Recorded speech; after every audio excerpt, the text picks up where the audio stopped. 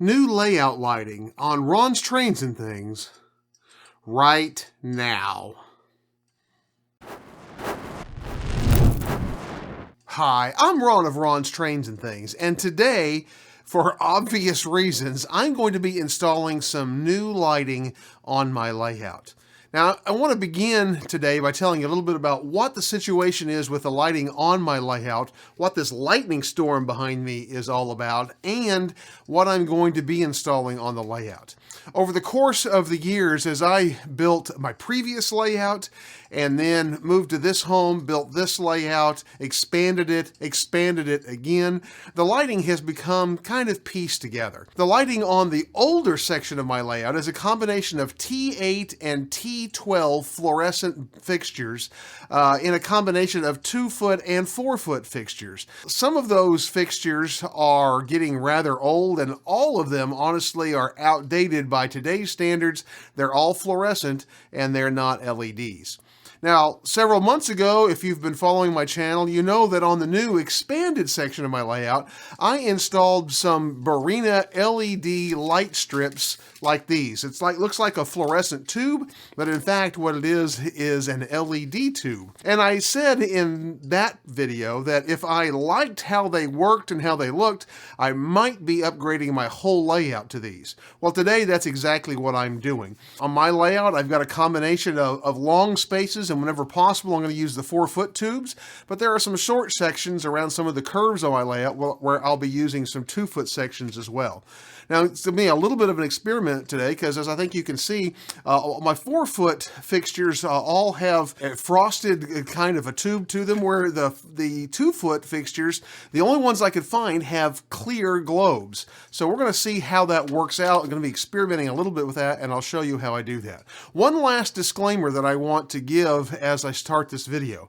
When I made that previous video, I got blasted by a few people for doing the electrical work that I did. So I need to give a disclaimer now from the outset. I have some construction background, and so I have some experience in residential wiring.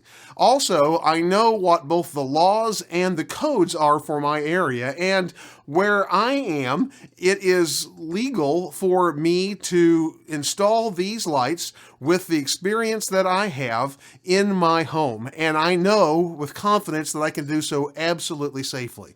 If you don't have experience with electrical wiring, then do not do a project like this.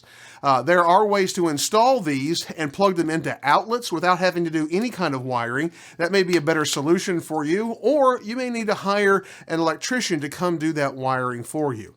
You also need to be aware of what the laws and the codes are where you live, and be sure and follow them precisely.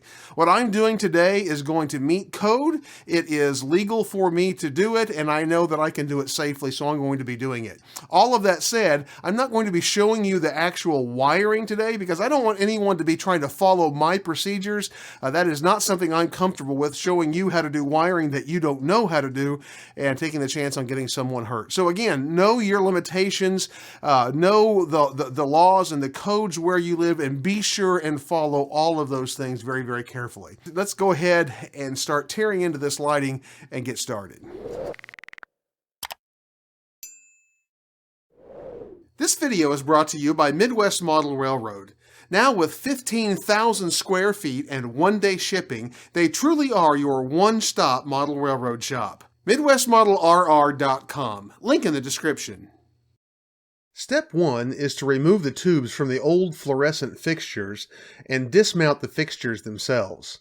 My layout wiring has the lights on the 2 levels of the layout on 2 different circuits and 2 different switches, so I can have the upper deck lighting completely disconnected and still use the lower deck lights. It's obviously crucial to kill each circuit as I work on it. In addition to the reasons I gave in the introduction, another reason why I've been planning to replace these lights is that these old ballasts are very loud. Several of them make a buzzing noise constantly. This is annoying under any conditions, but when shooting video, it means that I have to filter out that noise in editing every single time I shoot a video. The new LED fixture should eliminate this problem. Now that I've got the first few lights taken out on the upper deck here, let's talk a little bit about installation of these lights. Now I'm holding one of the 2-foot fixtures here, but the 2-foot, the 4-foot installation works exactly the same, so it doesn't really matter. They come with these little clips that you can see right here. These clips literally screw flush mount with a single screw, and it takes 2 clips to hold up each fixture. Literally, you screw them to whatever you want to flush mount them to, and then they just these just clip right into them. When it comes to wiring, there are a couple of ways that you can do this. Each of these fixtures has this little 3-pronged outlet on each end. You see that on that end. It has the same on this end. 2-foot, 4-foot, or both alike.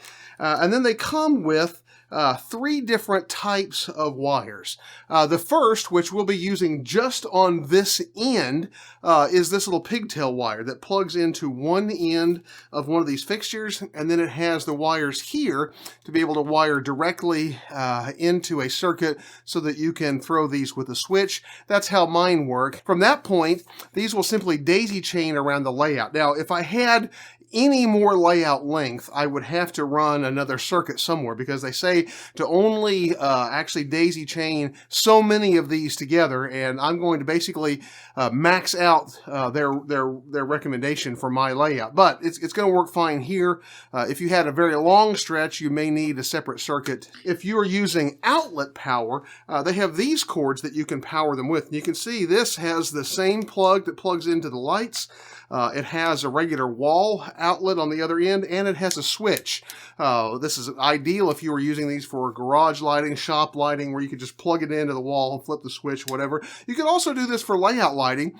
If you simply wanted to install an outlet somewhere hidden where you would plug these in at one end, you could simply plug them in, use that switch to turn them on and off, and daisy chain them on down the way. When it comes to connecting the various fixtures together, you have 2 options. First of all, we have these little short plugs, which basically are made to allow these to plug directly together end to end. You put one into one fixture, and then it plugs directly into the end of the next fixture. In my case, most of them are going to have a little space between the ends, and so I'm going to be using these pigtails that they have.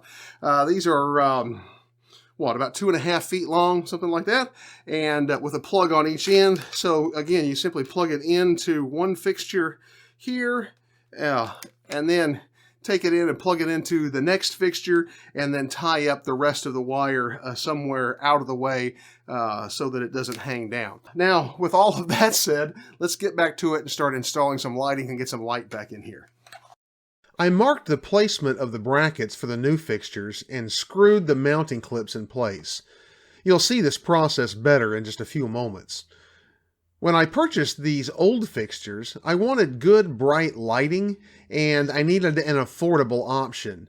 At that time, I didn't know much about things like color temperature, lumens, color rendering, or anything else about lighting. It wasn't until I started doing videos that I began to learn about these and other features of lighting, and to see the difference between good lighting and excellent lighting. Martin at the YouTube channel Marklin of Sweden made a great video a few years ago in which he gave an excellent explanation of the things to consider if you want great lighting for your layout. I have watched this video several times, and I highly recommend it. I'll post a link to it in the description down below, and you can check it out. The most basic element to consider, in my opinion, is color temperature, rated in kelvins. I'm using 5,000 Kelvin fixtures today, which give the most natural looking lighting and color rendering in my opinion. Anything higher, like a 6,000 or a 6,500, is too cool or too blue. And anything much lower than 5,000, say a 3,000 or a 3,500, is too warm or too red or yellow. My fluorescent lights were 4,100 Kelvin, which was not bad, but there was a bit of a yellow tint, especially in areas where the scenery base is tan-colored or where I still had bare plywood. These LED lights should be a big improvement. At first, I tried to work without taking down the valance, but that didn't work at all. So I partially dismounted the valance in each section to move it out of the way and allow me easier access to install the mounting clips. With the first two fixtures connected, I reconnected the electricity to test them. You can see on the right that the clear globe of the 2-foot fixture does make those areas a little bit brighter than the diffused 4-foot fixtures, but it's not a huge difference and I can live with it. Now that the first lights are wired into the circuit, I can leave the circuit powered as all of the other connections are just with the plugs between the lights and the old lighting is all disconnected from the circuit. Here you can see much better how I install the clips, snap the fixture into place, and then plug it into the previous fixture. The excess cord between the fixtures I tied up out of sight. If the fixtures were close enough to one another, I simply used twist ties to bundle the excess cordage out of the way. In most cases, however, I used 1/2-inch cable clamps to tie up the loop of extra cord somewhere between the two fixtures. I also used 1/4-inch clamps for single cords.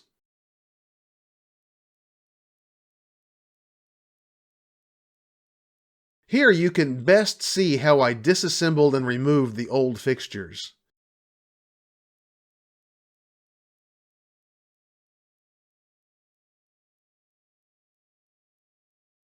And replaced them with the new fixture. Just snap it into place. I continued working down the layout in the same manner. Once you get started, this is just a matter of repeating the process for each fixture, and it is extremely easy and quick to install.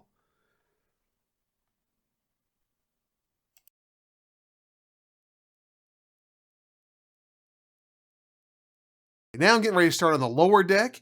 By the way, look at all that light. Doesn't that look fantastic? I know I'm really going to like the way these lights look. Like the color temperature, the colors that it's making, and the amount of light that it's giving me compared to the old fluorescent tubing.